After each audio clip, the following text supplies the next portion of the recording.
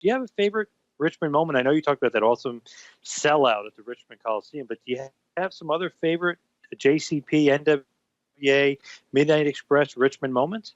Oh God, there was a bunch of them. I loved, Eddie Cheslock and David Lane, those guys used to take pictures of us back in front of that red brick wall in the back of the Richmond Coliseum. And you see that was very distinctive wall that you would see in the pictures of all the wrestling magazines and everything. Every time I see some of those pictures, I think about Richmond.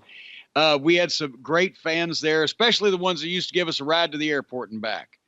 Because we pretty much spent our lives back then running from the airport to the hotel to the arena and back, and in the back seats of cars, on the tops of cars, strapped to the bumper of a car like a goddamn deer, however we could get there.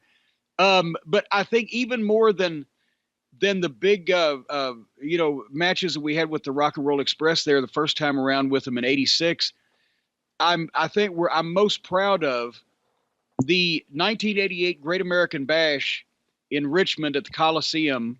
Did $113,000 at the gate. And that was usually the biggest house of the year, the Great American Bashes in most of those regular towns.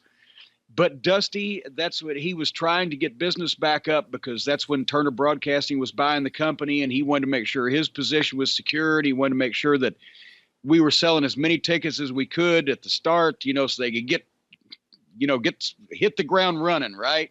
And so, boy, he handed them a hot tag and they tripped over the ropes. But he brought back the Luger and Flair world title rematch from the Bashes to Richmond in September with a double main event with Tully and Arn against the Midnight for the world tag title. And we sold out. We did 13,000 people and $140,000. It was the indoor, regular event gate record for the city of Richmond. The month after the Great American Bash, the back to school month, September, that's always traditionally down. And I looked out there and saw that crowd, and I thought that was a tremendous, tremendous sight and a tremendous night in Richmond. And of course, it was about 2 weeks later, Tully and Arn quit and went to the WWF.